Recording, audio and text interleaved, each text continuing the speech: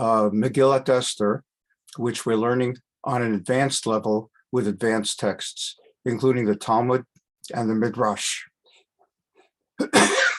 Here we go. So we're well into chapter 2 and moving forward actually from there. Let's see. Okay. So where we left off was with the beauty contest and the names Hadassah and Esther. And we pointed out that Hadassah is her Hebrew name. Excuse me. And Esther is her so-called Christian name, actually Babylonian name. The goddess of Babylonia was Ishtar, sort of like meeting a Hispanic guy named Jesus. And we pointed out even Mordechai, the name Marduk, is associated with the gods of Babylonia. And Jews had non-Jewish names, and they were very much part of Iranian or, excuse me, Persian society. And we had the king where we left off. The women were being beautified, and the king was trying out a woman every night. And we pointed out that they came in as virgins from the house of Hagar, but they returned no longer as virgins. They returned to the house of Sha'ashgaz. Sha'ashgaz was the eunuch who guarded concubines, women who, quote unquote, already had been used. And because the king had slept overnight with a woman, she, I'll just get started, just have a little cough to get rolling. Because the king had slept with the woman overnight, she never would be allowed to sleep with any other man. She'd never be able to get married. So a woman who was called during this period, while he was checking out the women for whom he would marry instead of Vashti, if he did not choose you, then you could never marry the rest of your life. So it was very, very loaded. And you had to live the rest of your life in the harem under Sha'ashgaz. You did not go home to your parents. You stayed with the other women. I'll snap out of this here for a few seconds. Okay. Uvahagia tor Esther, bat Avichail, dod Mordechai, etc., etc. There was something about Esther everybody liked. She was just an extremely agreeable, likable person. You know how things are. Sometimes a person, for no good reason, everybody hates. They just don't like her guts.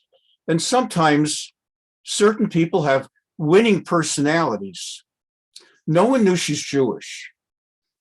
Mordechai had specifically instructed her not to reveal, excuse me. As I said, take me about a minute or two and I'll snap out of this. Mordechai had specifically instructed her not to reveal her ethnicity. And Jews do we look like Persians? If we are Persians, we look like them. I teach at Loyola Law School. Every term I have a few Iranian students. The ones who are Iranian not only look Persian, but in my first years teaching there, I assumed they were Muslim because they come in with Persian names, with names that I've never heard of, that are distinctly Persian. So when I look at the roster of students, I treat all students the same. Muslim Arab students will get as loving and as supportive a relationship with me as will Jewish students. There's no favoritism. There is favoritism. Anyone who is my student gets favoritism. I want all my students to succeed. And after 16 years of teaching there, the feedback and the student evaluations reflect that they feel it. Even after they graduate, I've had Arab Muslim students that studied under me a few years later email and say, I've run into some problems. Would you be available for a cup of coffee? I'd really like to talk it out with you because you were the professor who most impacted my life positively. So anyone who studies with me gets a great deal. And I have Jewish students with names I can't even pronounce half the term, and I just assume they're Muslim. And then something happens during the course of the term where they drop a comment, or even after they graduate, they graduate, and I still think they're a Muslim. This has happened twice, where a year later, I get an email that I'm invited to their Jewish wedding. In fact, in one case, they asked me to marry them. I thought I was being asked by two Muslims. And it turned out that they're not Orthodox, but they keep Shabbat, partly. And they ended up, I remember telling Rebbitzin Ellen, Zechrona Livracha, look, Ellen, I'd like to invite these two people. And I mentioned their names. She thought I was crazy. It sounded like two people from ISIS. And I said, no, they're Jewish. She said, with names like that? I said, that was my reaction. So if she had the name Esther, which was like Ishtar, being invited to the beauty contest, they had no idea she's a Jew. And she was very likable, very affable. So it says that she was picked in the 10th month. That's the Jewish calendar. That's the month of Tevet. That's January. Remember, the first month in the Jewish calendar is April. Nisan, that's when we went free from slavery in Egypt, Pesach. So you have April, May, June, July, August, September, October, November, December, January. Tevet is in January. And I've taught this before, that in those days, that was a great miracle. The night that the king is going to sleep with her is a January cold night. She's going to keep him warm. Versus a hot night in August, where you don't want close bodily warmth. You want it in January. And in August, you want air conditioning, and they don't have air conditioning.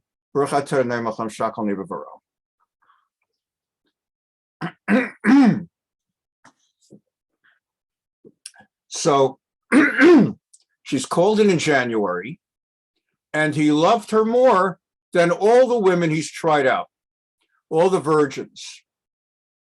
And he places the royal crown on her head and names her instead of Vashti, which means all those other women you'll remember, unless he calls for you by name. Who was that woman in September? The redhead with the mole on the face like Marilyn Monroe. That did not get you. You had to be called again by name. And he called that's the one he wanted, Esther. There's a Midrash, and it's a good point for us to jump off a moment to talk about Midrash. There's a Midrash that she was 70 years old. But we don't buy into that Midrash, which is why I'm going to use this as an opportunity to say a word about Midrash. Midrash is we hand down stories and legends that have been handed down through the centuries about Judaism, mostly from the Bible. Examples of the Midrash are stories that don't appear in the text, but every child has grown up with. Avraham Avinu, his father Terach sold statues, made and sold statues, idols. That's a Midrash. It's nowhere in the text. That his father, one night, left work, came back the next morning, all the statues were broken. His entire shop was smashed, except for the biggest statue of all that had a hammer somehow placed in its hand. I'm on a segue, and this allows me to segue from a segue like real Gemara. Rebbetzin Ellen would not mind if I told this story. It's a short one. I don't want to go on a long off segue. But she talks about how when she first met me, how much she needed a guy. Could have been any guy. Turned out to be me, but it could have been any guy. She talks about that when she got divorced after her first marriage of 21 years, and she was on her own. She tells the story, I wouldn't otherwise. She knew that she now had to have guy tools in case a guy-related need would arise, and she would not be able to get a handyman in time. So she went to Home Depot and explained that she's divorced and she needs some guy tools. And they sold her a screwdriver and nails. And that was her guy tool she went home with. That if she ever needs an emergency fix-it, she has a screwdriver and nails. And when I met her for the first time, and she told me she's all set, we're gonna have to fall in love because she doesn't need me to fix things because she has a screwdriver and nails. I couldn't stop laughing. Couldn't stop laughing. For those of you who don't know better, a screwdriver, you need screws. A hammer, with nails, you need a hammer. Nails are completely useless with a screwdriver. And so that went. So we were a good match. I brought the nails and I brought the screwdriver. And I even told her there's a difference between a flathead screwdriver and a Phillips screwdriver. As I said, Sunday morning is advanced text. So anyway, on this segue here, what we have in the Midrash is that we have a tradition of stories that enrich us. It's said that Avraham Avinu this boy comes to his father the next day, and the father tells him about what happened. All the statues are broken. And Avraham said, well, obviously what happened is the biggest statue in the group with the hammer smashed all the other statues. Father said, oh, that's not possible. Statues don't smash other statues. And Avraham said, then why do you sell your statues to the public as gods that can do things? And the Midrash is that his father brought him to Nimrod, who was the leader of the world at the time, the world emperor, and said, my son is rebellious. And Nimrod made him walk through a fiery furnace. The idea was, with the father's agreement, this will be the death of Abraham, young Abraham. And the miracle was that Abraham walked through the furnace and came out alive. None of this is in any text. This is Midrash. We teach it to children. And this is a Midrash that most everybody has come to accept, myself included, as part of the truth, as a true Midrash that's part of Jewish lore, L-O-R-E, and tradition. So that's an understanding from a Midrash of Abraham, his early coming to a belief that idolatry is false, that Nimrod was an evil man, that has its other ramifications if I keep telling you later Midrashim about Nimrod, but I won't. There's another Midrash, for example, that when Rivka, Abraham marries Sarah, and then they have Yitzchak and Yishmael, and then Yitzchak marries Rivka, Isaac and Rebekah. And there's a Midrash that when she was carrying twins in her womb, who turned out to be Yaakov and Esav,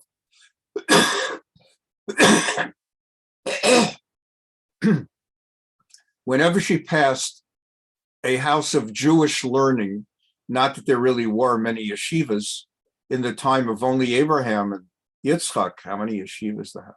So when she passed a holy place, the two fighting twins in the womb, the two twins were constantly fighting in the womb, and whenever she passed the holy place that would be resident to a Jew, Yaakov was trying to get out of the womb.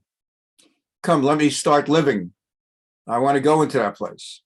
And whenever she passed a house of idolatry, Esav in the womb tried to get out. So that's a Midrash. So we have Midrashim. So here we have a Midrash. Oh, Sarah. We have a Midrash that when she lit candles, first that she lit candles Friday night. After all, candles stem from when we got the Torah at Mount Sinai, after we got out of Egypt and the plagues, that God said, in one case, remember the Shabbat day to keep it holy, Zachor et Yom HaShabbat l'kadsho, and he said, Shamor et Yom HaShabbat l'kadsho, observe the Shabbat. Remember to keep it holy, observe it to preserve it as holy. Because he used two verbs, Zachor v'Shamor, the Dibur Echad, because he commanded us both to remember and observe, we light a minimum of 2 candles. Some women light as many candles as there are members of the family. Husband, wife, you have 3 kids, you light 5 candles for the rest of your life, even after the kids marry and move out. Even after, God forbid, there's a divorce, you maybe cut down 1 candle because the husband is out. But you always light as many, for those who adopt that custom of lighting as many candles every Shabbos as kids in the family plus the parents. So there's a Midrash that Sarah lit Shabbos candles. So did she light Shabbos candles? And the Midrash is that when she lit candles on Friday night, those candles, which were 24-hour candles, stayed lit a whole week till the following Friday. And then she'd light new candles. And it was a miracle, like the Hanukkah. And then, because they didn't sell candles like today, where you buy them in the store or go on Amazon and they send you wax candles. You did oil and wicks. And the wick lasted on the wick end. And so you ended up with the miracle that it lasted 24 hours times 7, 168 hours, like the amount of billable hours you had to work at Jones Day every week. So what ended up happening was, the Midrash is that when she died, if anyone lit candles, it would have been Yitzchak. And when Rivka met him and came off the camel, Vayipol me'al hagamal, she came off the camel, and she lit candles in the house, the tent. They miraculously stayed lit for 24 hours, 7 days straight, 168 hours, just as happened with Sarah. And that was the symbol that she was the right wife for Yitzchak. That's a Midrash. Maybe it didn't happen. We Jews must believe if it's in the text of the Torah. If it's not in the text, you're at free will, you're at freedom to believe the story or not believe the story. You're free. You could be the most holy Orthodox Jew and can say, I don't believe Sarah lit candles don't take this the wrong way. I don't buy it. I don't believe that Rivka lit candles and stayed going. Give me a break. It's not in the Torah. But to say, I don't believe there were 10 plagues, that makes you an agnostic. You say you believe in God, you believe in Judaism, you don't believe in the basics. You're outside the machane, you're outside the camp. I don't believe there were 3 million Jews in Egypt. I don't believe there was an Exodus. Whatever you might be a Jew. Bernie Sanders is a Jew. George Soros is a Jew. We're not in business of taking away your Jewish identity, but you're not a religious Jew. Oh, but I believe in the Bible. If you don't believe there were Jews in Egypt, then honey, you ain't a Jew of that nature. You're not religious. Oh, but I am. I get a spirit. You don't pick and choose what's in the Torah, but you may pick and choose what's in Midrash. The stories handed down. You have family stories. Uncle Mo from my brother-in-law Scott has stories about some uncle or great uncle who knew Bugsy Siegel in Las Vegas. Is it true? I don't know if it's true. He doesn't know if it's true, but he tells the same story every year at Thanksgiving. Every year when we sit down and they take out the turkey, he starts, did I ever tell you about my Uncle Mo who knew Bugsy Siegel? And 13 people, his children, his wife, my family, others who we all respond, yes, we've heard the story 27 times. He says, well, this time I'll tell it better. There's no end to that story. It's the single worst part of what Bugsy Siegel ever did in the world, bringing that story about Scott's uncle into life. So anyway, was Esther 70 years old? I don't believe it. Your Orthodox rabbi, who is being recorded, I don't believe it. I don't believe she won that beauty contest where he's trying out another woman every night, that's the one he's crowning based on her being so good and so kind. And so, now I happen to have a wife who is kind and gentle and everything, and she's sweet and darling. Denise is one of a kind. So I thank God, God brought Denise in my life. And for many of you, as I'm looking to square, each of the squares, from what I know, I don't know what goes on behind closed doors, but you are some of the kindest, nicest, sweetest people I know.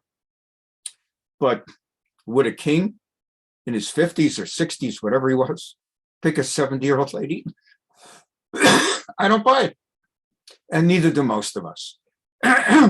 But you should know, I'm teaching you an advanced level here. That's a very famous Midrash of Megillah Esther. So he picks Esther. And Esther is one of a kind. It's not like there's polyester. And he loves her, and he makes her the queen. He puts her vayamlicheha, the word melech, malchut, kingship, reign, R-E-I-G-N, good English lesson. R-E-I-G-N is a king reigns. You know about R-A-I-N, but the tricky one is R-E-I-N. That's the reins of a horse. When you want to rein someone in, leave out the G, R-E-I-N. Reign, that's three in that homonym. So she reigns. Vayas HaMelech Mishteh Gadol v'chosarav avadav et Mishteh Esther. This is a very interesting trick that kings did in the old days. You wanted everyone to love your queen, because if they didn't like your queen, it could hurt your authority as well. Can you think quickly? Don't call out, so you don't have to be recorded. But if you think quickly of a queen who was so hated that it actually hurt the king, and it doesn't have to be Jewish. Just pause a moment. Many of you won't think of anyone particularly. Someone's coming to mind right now. Marie Antoinette. They hated her so much, she hurt Louis XVI. She gave him a headache because they hated her. So, but if they love the queen, sometimes if they love the queen enough, they put up with the king. I don't want to get into the politics of Obama and Trump. I never do during Torah classes. But I think most people like Melania, and most people like Michelle Obama. And so for right-wingers, they may have put up a little bit more with Obama because they like Michelle. But there were plenty of right-wingers that don't like Michelle either. And there were left-wingers that put up a little bit with Trump because they like Melania, though there were those who didn't like Melania. Then you take somebody going back like Nixon's wife, Pat Nixon. She wasn't the most lovable, but she was only to like. There's nothing against Pat Nixon. So if you didn't like Tricky Dick, not that we're getting into politics, but it was Tricky Dick. If you don't like Tricky Dick, see, I had Pat Nixon, and certainly Jackie Kennedy. Who didn't like Jackie Kennedy? So if you like Jackie Kennedy, it's a big thing to love the queen. It only helps the king if you love the queen. It only helps the rabbi if you like the rabbi's wife. Consequently, v'hanachalam dinodasa v'itein masat b'yad hamelech kiyad hamelech. He announced a tax holiday. People for that year did not have to pay taxes in honor of Esther becoming the wife, so that they should love and at least like Esther, that you don't have a feeling this way or that way. Oh my God, you're telling me because she just became the queen, I don't have to pay taxes this year? I like her.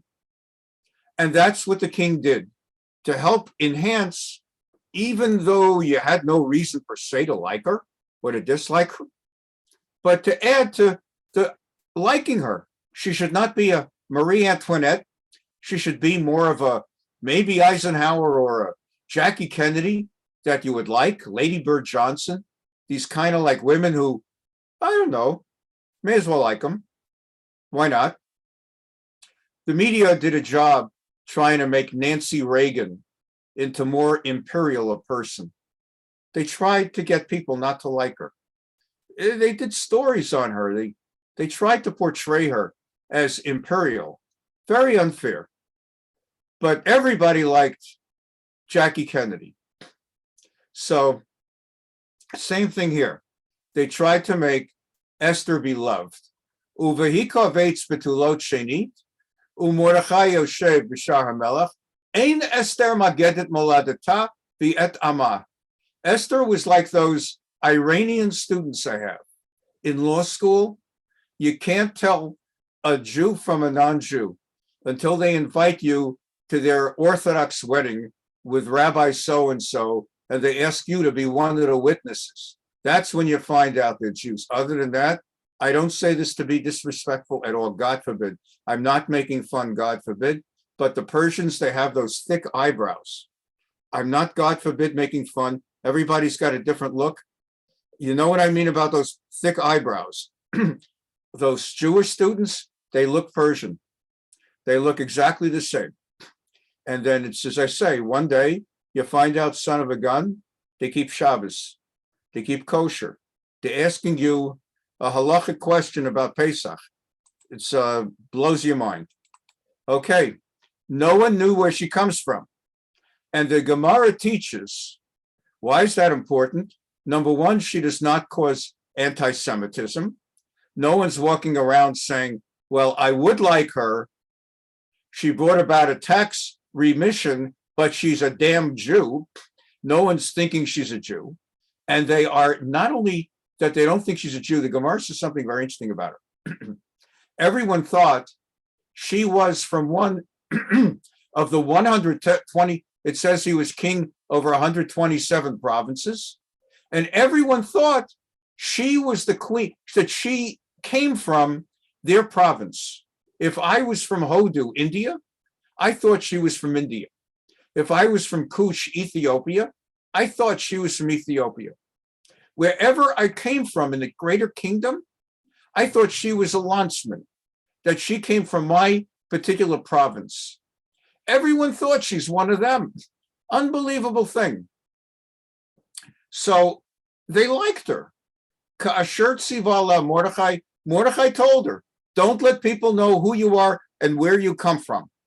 V'yat ma'amar Mordechai Esther osa ka'asher hoyata ba'amna ito, and she continued, even while queen, following Mordechai's counsel, he would stay as close as he could get, right outside the gates of the king's palace. For us to picture it, the closest I can give you is the White House gates. They have gates around the White House. You're not allowed inside. Every so often you hear a story about some guy that breaks into the White House. Excuse me a moment. Every so often There's a story in the news about a guy that breaks into the White House and gets shot by the Secret Service. And if you can imagine being just right outside the gates and hanging around. The old days, the wise men hung around the gates. You may not know this, it may not strike you, but that's like a line in Eshet Chayil. Let's take a quick look at Eshet Chayil. In Eshet Chayil, which we sing Friday nights at the Shabbos table. So in Eshet Chayil, it's in the book of Proverbs, chapter 31, final chapter of Eshet Chayil. And it says, one of the things about the Eshet Chayil is Noda b'sha'arim bala b'shivto imsiknei aretz. A woman of valor, her husband is prominent at the gates as he sits among the elders of the land. That is to say, in ancient times, it was the sign of someone who really had made it in secular society that he would be permitted and welcomed to sit at the gates of any palace in any country under any king or emperor or whoever, the highest ranking, highest rated, wealthy, brilliant people, they would sit at the gates. What does this have to do with the Eshet Chayil? If it's a song about a woman who's a woman of valor, what does it have to do? Why are there lyrics in her song about him? Because a great woman, it's the old story behind every successful man is a woman. And it might not fit into modern day feminist, ideology. And so it goes. But a man who has a wife who stands by him, loves him, supports him. I can tell you that in my second marriage, forget everything else, forget love, forget the marriage. I was so much more successful financially, professionally, because I had Rebbetzin Ellen, and it has continued with Denise. It has not lost a beat with Denise, because in both cases, I've had somebody who's really been supportive, and I've seen the difference in my own life when my wife stands by my side and is supportive of my career versus a wife who wants to change that. There's a Gemara that talks about a man, you could have more than one wife in biblical times. Gemara talks about a man who had two wives. One was very young, one was very old. The old one didn't like all his black hairs. She pulled out his black hairs. She wanted to have gray hair. She was older. The young one pulled out his gray hairs. She wanted him not to have gray hairs, but in the end, he ended up bald. So Gemara talks about the importance of how much a wife can bring great support to her husband. So as we continue here, she's the queen, and she helps him support his kingship. And what ends up happening is that she becomes so important, and Mordechai is there at her side, right outside the gates, sitting with the elders, but secretly passing along counsel and advice to her, and she always follows it. By Yamim Haim, in those days, and I taught you in the past, when the story transitions with the words by Yamim Haim, sometimes they just introduce the next character. But when they introduce the next character with the words Bayamim Hahem, in those days, it tells us that there's a purpose. This is not happenstance, but this is deliberately part of God's plan in the story, not a coincidence, but meant to advance a God plan. And what is the plan? Mordechai Yoshev b'Shar Melech. Mordechai's minding his own business at the gates of the king.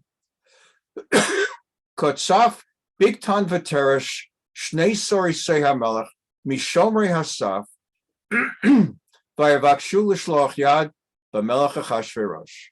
Bigtan and Teresh planned an assassination. One opinion is that they planned to assassinate the king himself.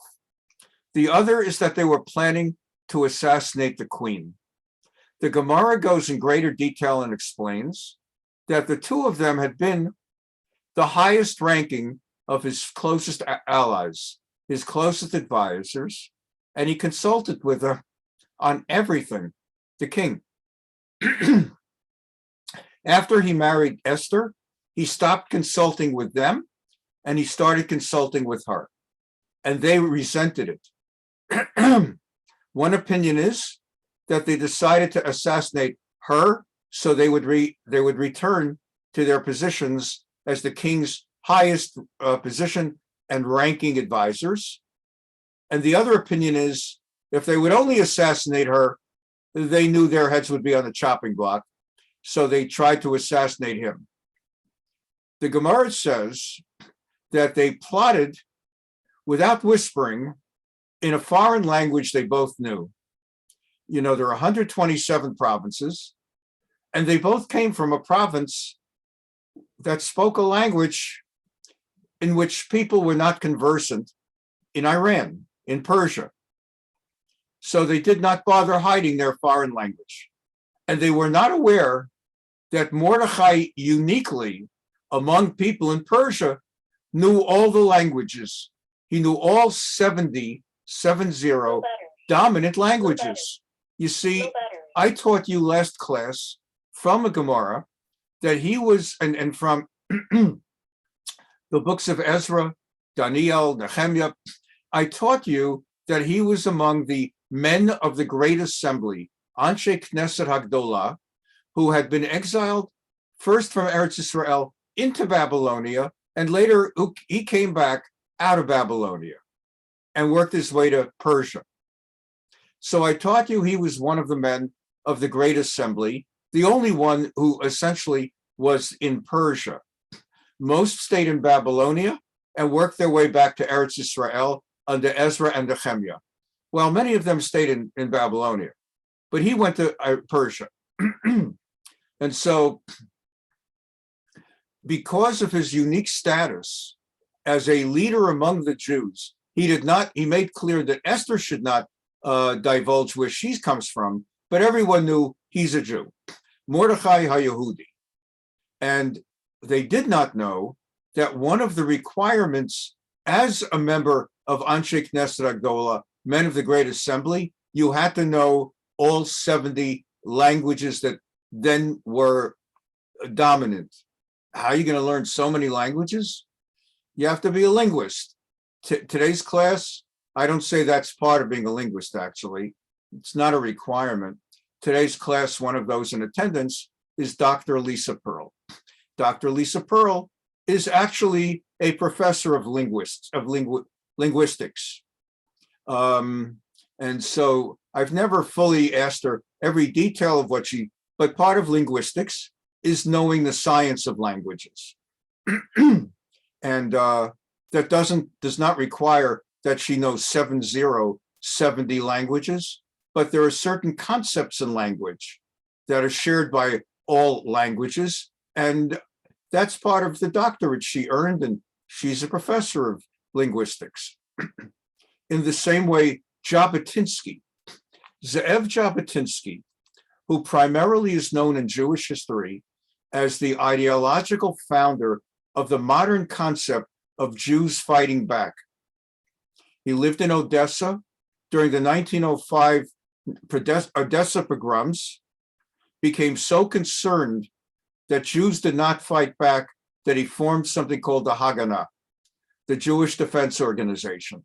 Lahagen is to defend, Haganah is to defend. Until then, he was simply a writer. He wrote short stories and novels in Russian. And because he was trying to earn a living, in addition to writing short stories, novels, and poems, so he wrote poetry in Russian. He also was a journalist for a Russian newspaper. And he went around Europe writing, he would file news items. He was a reporter, a novelist, a poet, and he was just a master of the Russian language. And the same in Polish and German. He knew something like 7 languages so well that he could write, not only could he write literature in 7 languages, novels, He could write poetry in 7 languages. He knew languages that well.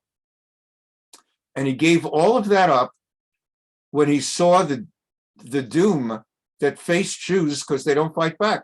He was so assimilated. He had no Jewish identity. He barely regarded himself as a Jew. He knew Yiddish also.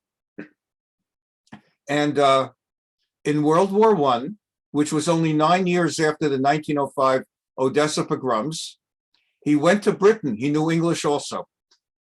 And he spoke with the leaders of England.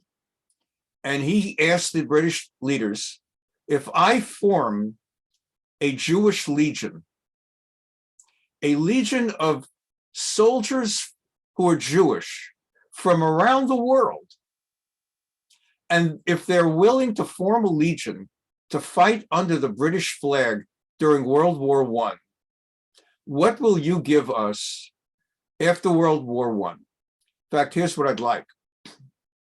At the end of the war, if you get land, territories to divide among the spoils among the winners, if you get Palestine, that's what it was called in those days. If you get Palestine, you make a commitment to me that you will help develop Palestine into a Jewish national home. And we will leave for a later date what that means, whether it means an independent country or just a place that a lot of Jews live, like there's a lot of Poles in Chicago, or there's a lot of Cubans in Miami, or there's a lot of Irish and Italians in Boston, or a lot of Jews in Borough Park, Crown Heights, New York City. So there'll be a lot of Jews in Palestine. If you promise that you will cultivate Palestine as a Jewish national home, I will form an international Jewish legion to fight under the British flag. And he had a deal, and they made a deal, and he founded the Jewish Legion. And he was the founder. There was a Jewish Legion that fought under Britain in World War I.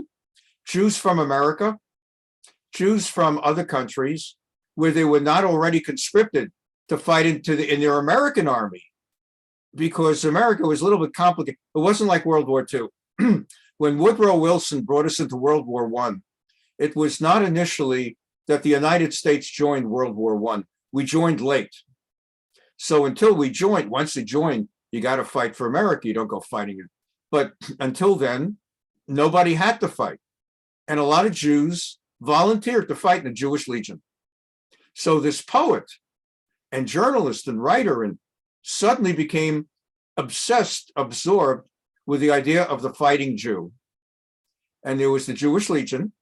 And that's the reason that after World War I, when Germany and Turkey, everybody, the side that lost all their territory and land was stolen and taken by the British and the French. They divided it up. So France got Morocco and Algeria, Syria, Lebanon, and Tunisia, and the British got Jordan, what became Jordan. It was actually part of Palestine, and Egypt. The British got Palestine, and that's why there was the Balfour Declaration of 1917, November 2nd, 1917. His Majesty views with favor the establishment of Palestine as a Jewish national home. Later to be decided, what does that mean? And initially, Jews were satisfied living in Eretz Israel, under the British, until it became evident in the 1930s and 1920s that the British were going to favor the Arabs over the Jews. Since Arabs around the Middle East control the oil, Saudi Arabia, Kuwait, and Britain got that, and they made clear they don't want Jews coming into Palestine. The British turned out to commit perfidy against us, and they sealed off the borders and the harbors of Haifa Bay, preventing Jews from getting in. Jews who fled Hitler and the Nazis, managing to get out, had nowhere to go. They weren't allowed into America. Franklin Roosevelt would not allow Jews into America. America had immigration quotas that a certain number of people are allowed into this country every year legally, and not one single year of Roosevelt's years in office. Roosevelt was president for like 13 years. He was elected to 3 terms of 4 years, and then he died in his 4th term. Not one single year of the Roosevelt presidency, a period when he kept Jews out, did we ever hit our quota. It's not like we hit our maximum quota set by the Congress, and he said, what can I do? I can't let anybody else in. There's a quota. Never once was the quota full, and he still kept Jews out. Most infamously, 1939, with the SS St. Louis, the ship that sailed out of Hamburg, Germany, with 939 Jews. And they sailed to Havana, Cuba. They were told that they could come into Cuba. This is before Castro, under Batista. And when they got to Cuba, there were riots in the streets of Havana. We don't want Jews. It's like California, as you may or may not know, in the 1930s, we don't want Okies.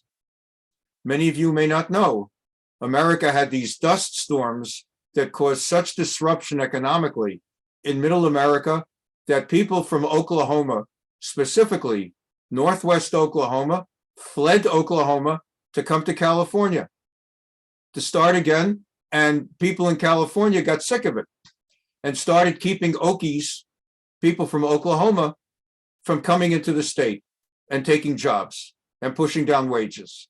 So in Havana, the Jews arrived, and it was not anti-Semitism. It was fear of these Jews are going to push down wages. So the ship turned around to go to Hitler, back to Hitler. You know what's going to happen there? So to turn around from Cuba, they had to pass Miami Beach. They had to pass Florida. They got something like within 90 miles of Cuba, and Roosevelt sent out the ships, the American Coast Guard, to prevent the St. Louis from docking in Florida. So that's what happened with Jabotinsky and the British. Jabotinsky had a deal. The British started off, and then they sealed off Haifa and would not let Jews in. There are terrible stories about ships like the Struma that was filled with like 1,000 Jews, and because the British would not let the ship into Haifa, the ship, while it was just floating in the ocean, capsized, and all but one Jew drowned to death. So one single survivor. So that's Jabotinsky. So Jabotinsky was knowledgeable of many, many languages, but his greatest interest became Jewish defense. And in the face of what was going on with the British, it was no longer simply about defending against pogroms in Odessa. It no longer was about fighting side by side under the British flag in World War I. Now something had to be done in the 1930s about the British, keeping Jews out of Palestine. Thus the founding of the Irgun, which was also part of the Jabotinsky world. Jabotinsky's philosophy, one of his main students was Menachem Begin. He mentored Begin.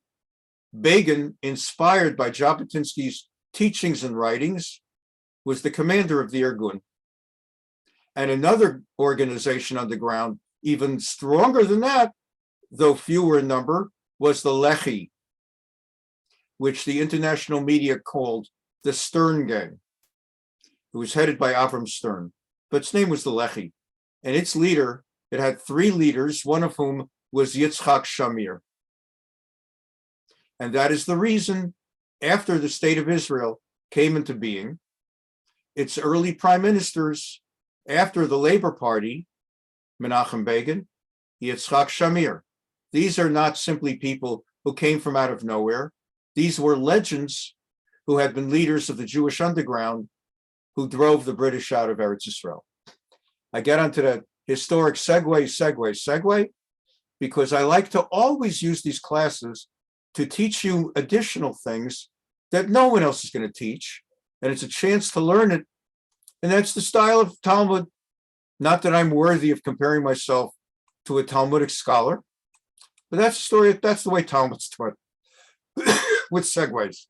So in the same way, Mordechai spoke 70 languages, just as Jabotinsky spoke languages galore.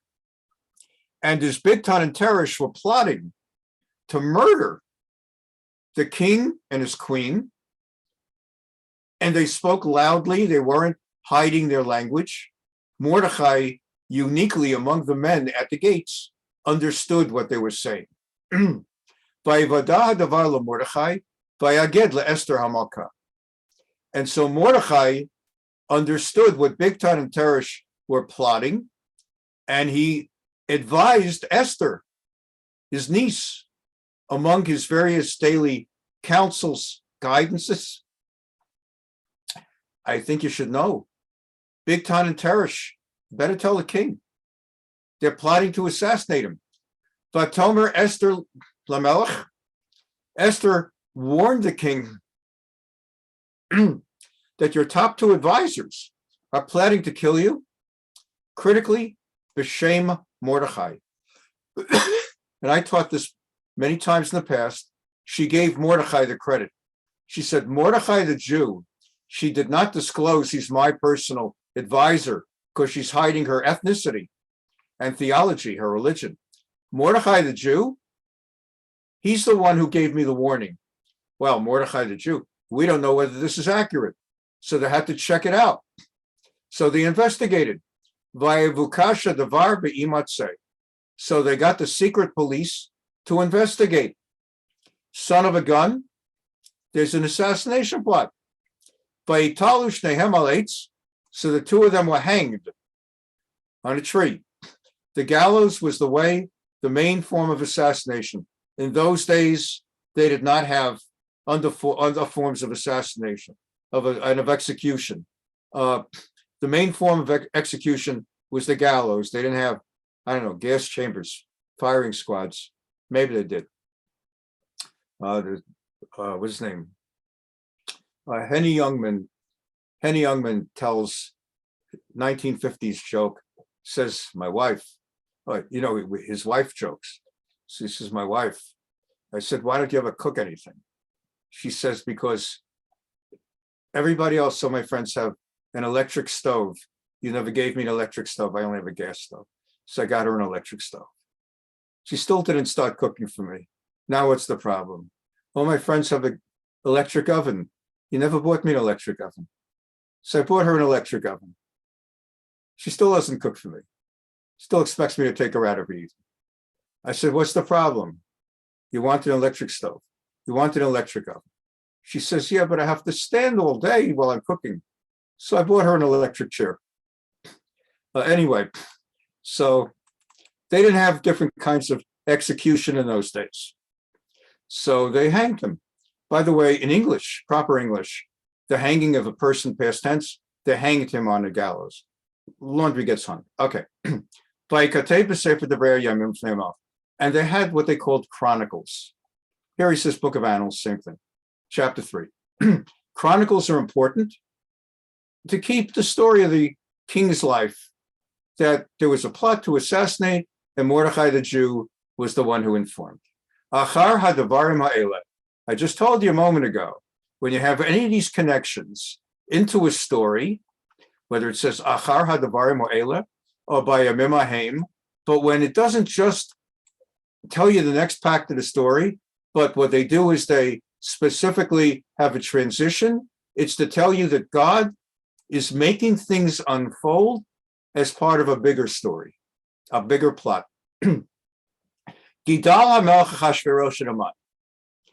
At this point, Haman, who is one of the 7 advisors, at the feast, he is Memuchan.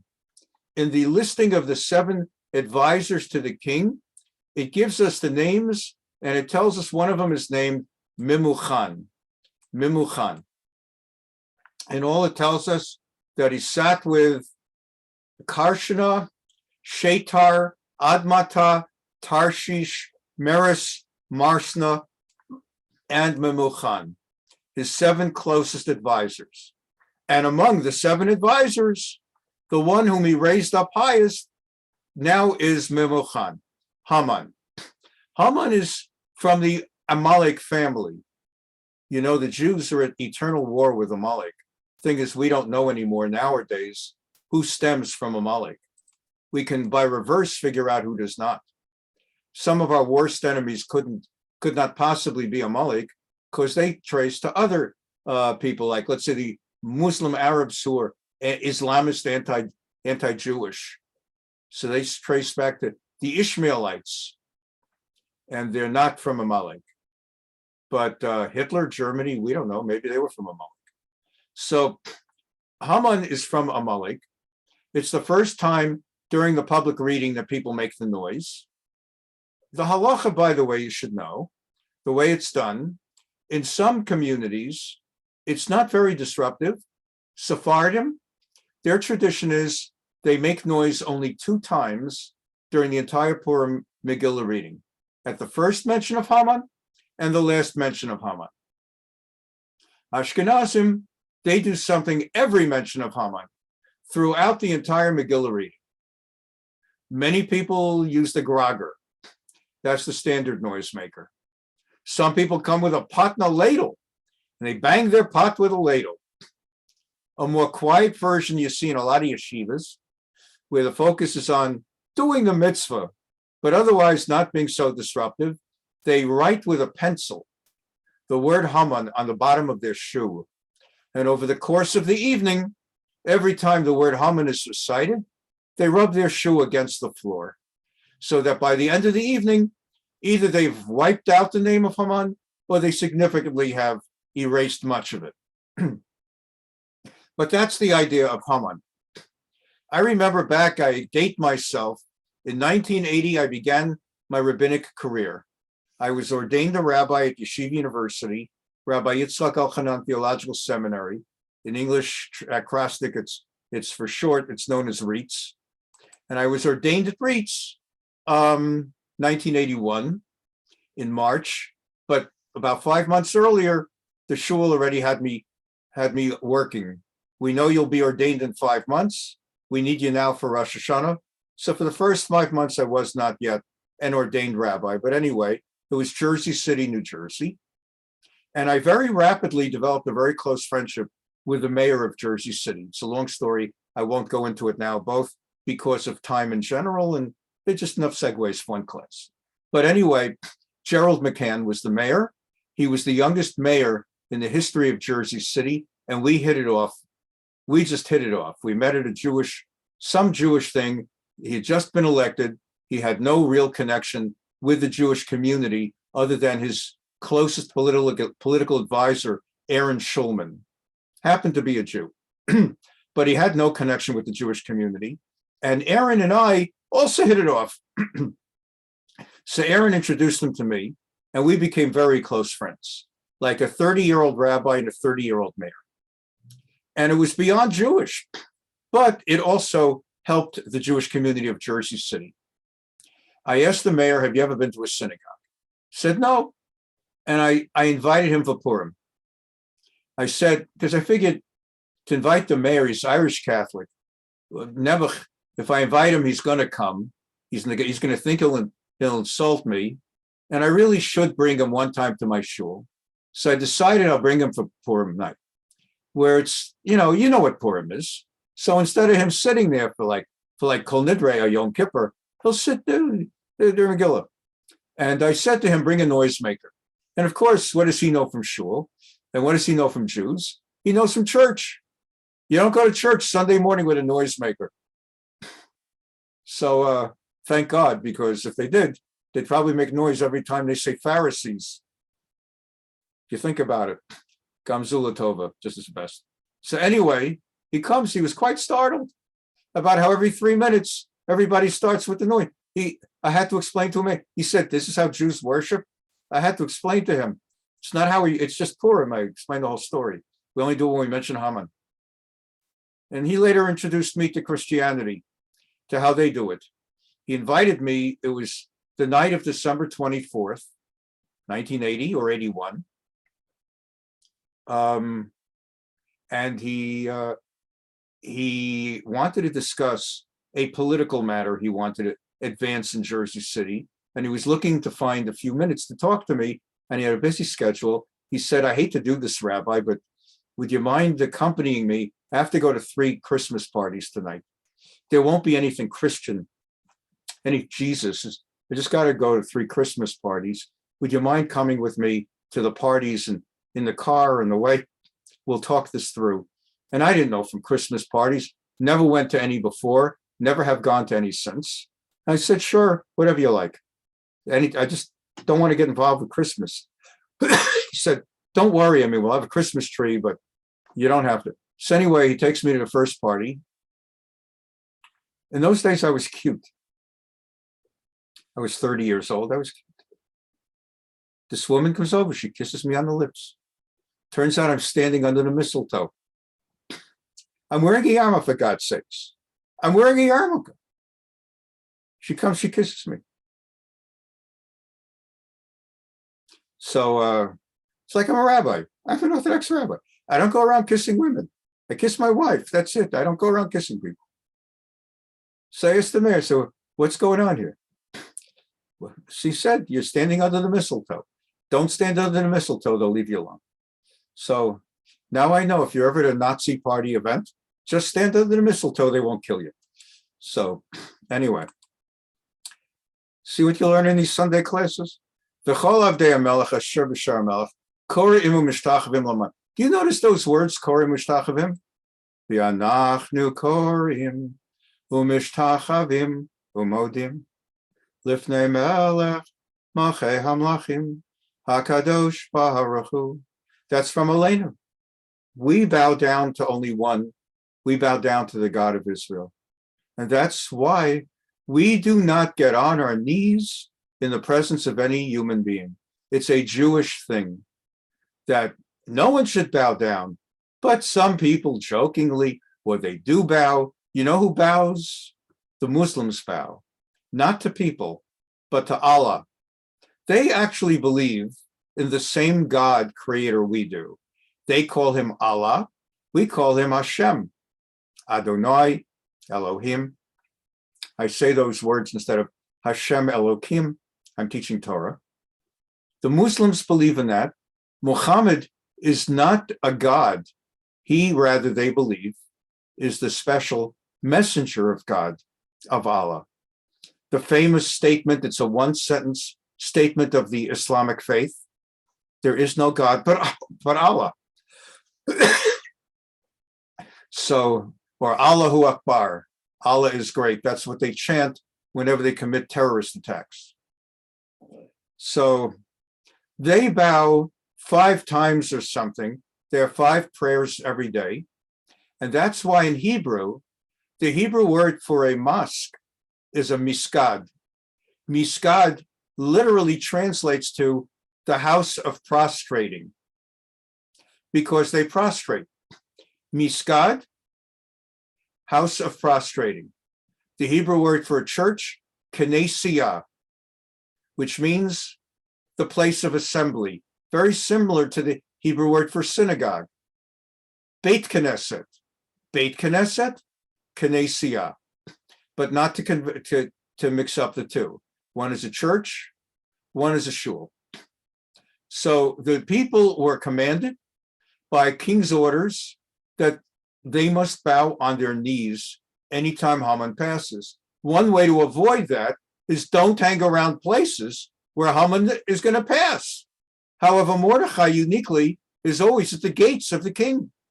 So he's definitely daily seeing Haman.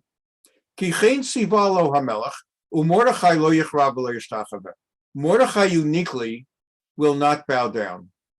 And I taught you to remind you now in context, there's something unique that Mordechai brings to the table about not bowing down. From among all of the tribes of Israel, the tribe that had a unique tradition over and above that we don't bow down in general was the tribe of Benjamin. Binyamin. Why? Because Yaakov Avinu, the third of our three fathers, Jacob, he had fled his parents' home of Yitzchak and Rivka because his brother Esav wanted to kill him for stealing the birthright. He did not steal it, he bought it. And for getting that blessing. So after he was 21 years at his father-in-law Lavan, both his uncle, since Lavan was the brother of Rivka, and his father-in-law, since Lavan was the father of Rachel and Leah, after 21 years, when Yaakov returned to be back with his parents, he had to pass the area of Har Seir, where Esav, the brother who 21 years ago wanted to kill him. And the word came that Esav is approaching, got word that Yaakov is on the march with his 4 wives, Rachel, Leah, Zilpah, and Bilhah, and his 12 boys, and Dinah, 11 boys. And Esav is there with his 400 soldiers, the head of a unit of military, one of the strongest warlords at the time. And Yaakov is terrified. This warlord brother of mine, who 21 years ago, the last we saw each other, wanted to kill me, is on the march. He's going to kill me. That night, Yaakov wrestles with the angel, whom God sends, and they wrestle all night. The angel smites him in the thigh. That's why we do not eat the Gid Hanasha portion of the beef. And that morning, well, Yaakov sends gifts in advance to Esav to mollify him, and that morning everyone bows down to him. We have not yet been commanded. We have not yet gotten the Torah at Mount Sinai. Everyone bows down. Yaakov, the 4 wives, all the sons and daughter. The only one who does not bow down is Binyamin. Why? Because he has not yet been born. So he will be born later. In fact, the same Parashah after this encounter with Esav. So it was part of the culture and tradition of the tribe of Binyamin. We are the ones who never bowed down. And it defines us uniquely among the other tribes who are not supposed to bow down. But we never bowed down. Mordechai, we know, is a Benjaminite, a Benjaminite. So he particularly won't bow down. And this infuriates Haman. Mordechai lo yichrav lo yishtachaveh, vayomru avdei hamelech ashar b'shamelech leMordechai, and all the people who hung around the gates of the palace and saw this transpiring daily said to Mordechai, "You're asking for trouble. Madua ata over et mitzvat hamelech? How you alone defy this royal edict? Vayhi ka'amram elav yom v'yom, or be'amram elav v'yom v'yom." And daily, this went on. Really, truly, it was startling. Every day Haman passes. Every day everyone bows. And if one day or 2 days, Mordechai, maybe he's got chronic backache, he can't bow down if he's not on Celebrex or Mobic, or maybe he didn't notice, or maybe his knees hurt. But this is going on daily. Vayagidu lo Haman lirot hayamdu devrei Mordechai, and the troublemakers. You know, there's a term in Yiddish, a kochlefel. A kochlefel is a pot stirrer, someone who everything is calm, but likes to stir the pot, likes to make trouble, not even to bring himself or herself into the mix of the trouble. Just like there's certain people like that. They like to make trouble. It's like a hobby. It's like a game. You happen to be, you don't know it, you happen to be a liberal. You know, this friend of yours, I don't know whether she's ever told you she voted for Trump. And there's no need to say it, just to make trouble. And after you say that, you just walk away. That's a kochlefel. Okay, and then you let the two of them kill each other. So These are kochlefels. They're just looking to make trouble. Human nature. Tell Haman, we happen to notice Mordechai the Jew never bows down to you. Just you should know, in case you didn't notice. Of course he noticed. Once you don't notice, twice you don't notice. A week, a month, you notice. Ki higid lahem asher hu Yehudi, and they threw into the mix. He's a Jew. And he says part of the reason he won't bow down to you is because he's a Jew. And Vayar Haman ki Mordechai koreh u'mishtacha velo, vayimalei Haman chema. And is Haman now, Haman could avoid it until then. When someone quietly insults you until you make a thing of it, a little bit, it hasn't happened. And I learned this a long time ago, that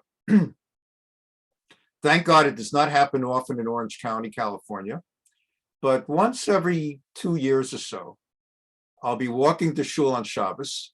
It's a good 30-minute walk.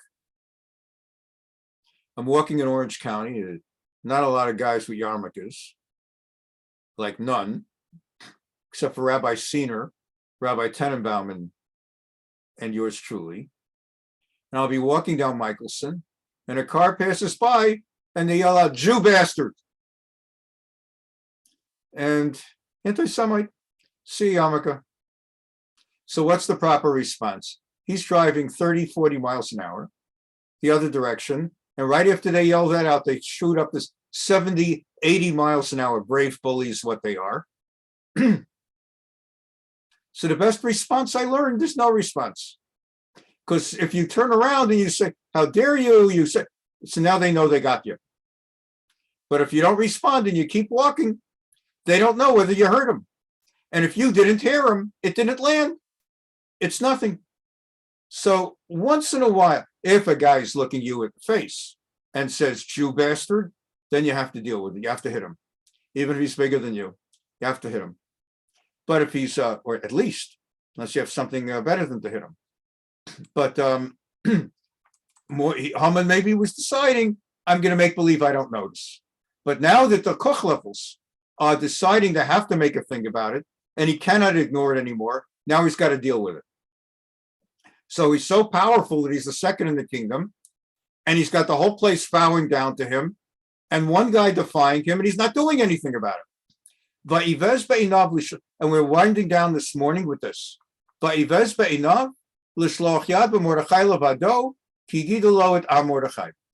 realized he's too big simply to go after Mordechai. Mordechai is small potatoes. Even though Mordechai is wealthy and precious, important enough that he can actually camp himself daily outside the gates along with the elders of Persia, nevertheless, for someone who was the number 2 in the kingdom, to personally go after a guy is beneath him. Even though that's the motive, he instead decides, I will use this as a pretext to go after all the Jews in the 127 provinces. I'll wipe them all out. That'll be he's my pretext. I'll wipe them all out. Vayevakesh Haman lehishmid et kol haYehudim asher b'chol malchut Ashverosh am Mordechai. So Haman decides, because he's an Amalekite, there is an eternal problem between Jews and Amalekites that in the current period is resolved because no one knows who's an Amalekite. We don't know who among them. And they somehow, just like the 10 lost tribes of Israel, have become so melded within all the empires that swallowed them up, they don't know who they are. But going back to that time, people still knew who was who, and this was his opportunity. He's going to wipe out all the Jews. His famous lottery, picking a date for the extermination, eradication of the Jews, he did it the 1st of Nisan, 12th of Nisan, 3 days before Pesach in April. So the lottery, he's going to kill the Jews in 11 months. It's not like it was a lottery where he decides the date will be in a week or two. The Jews and everyone else has 11 months, have 11 months to get ready for the massacre. B'chodesh Rishon, in the first month of the lunar calendar, B'chodesh Nisan, that's April, B'shnat 12 l'melech Achashverosh. By now, the king has been king for 12 years. I pointed this out once before. In the third year of the king, he had the big banquet that starts the Megillah. In the 7th year of the king, it was 4 years till he remarried. He went 3 years lonely.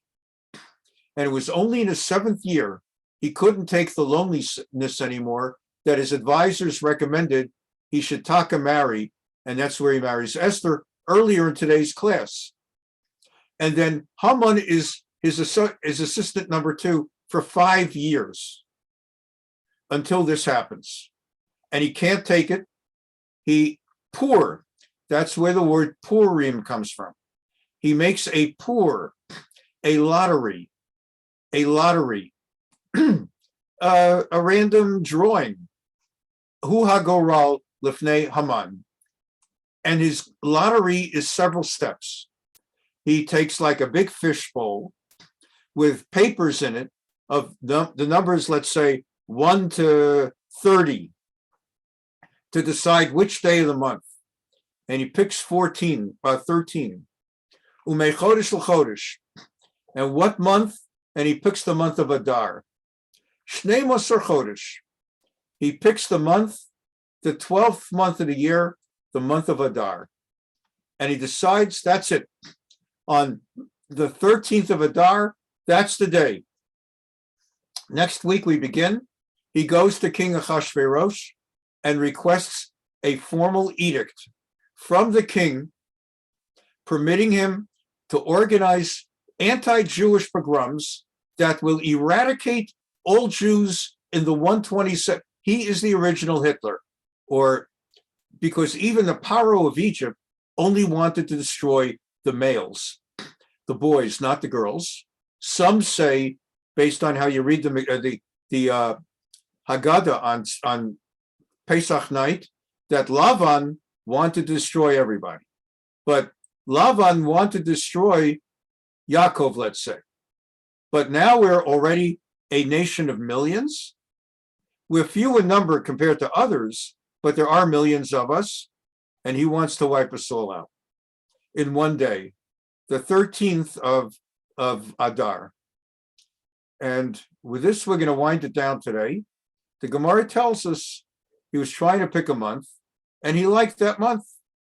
As he starts looking through the calendar, he liked Adar. He asked some people, tell me about the months to the Jews. And they told him, Nisan is Passover. He says, well, I'm glad it didn't come out that month. How about Iyar?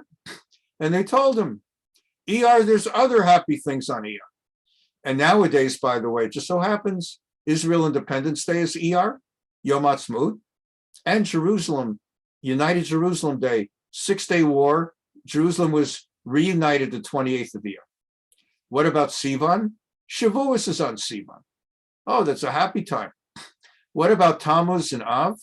Well, that's a little tricky, because Tammuz and Av, the Jews commemorate the fall of the Beit HaMikdash. So it's the saddest months in the calendar, but it ties them together. They are never stronger as a united people than when they bond together crying to God over the fall of Jerusalem. So they're very close to God. Month of Elul, they're getting ready for Rosh Hashanah. They're all in prayer, they're blowing shofar. September, Tishrei, Rosh Hashanah, Yom Kippur, Sukkot. And it goes through the months. And there are 1 or 2 other months that could have been candidates. Mar Cheshvan could have been a candidate, the month after Rosh Hashanah. And then comes Hanukkah. But he liked Adar. And then they told him, on top of everything else, it's fortuitous because Moshe Rabbeinu, Moshe our teacher, Moses died on Adar, 7th day of Adar. This is a Midrash. It's true. He died the 7th of Adar. When he heard that Moshe died in Adar, on top of everything else, he said, this is auspicious. This is a good month. And they didn't realize Moshe also was born the 7th of Adar. So he liked Adar. He liked the number 13. And he goes to the king with a specific date in mind. We'll continue that next week. We'll stop the recording. This morning I had a little bit of a coughing bout in the morning at the beginning, and I told you I'd get over it as the day went on.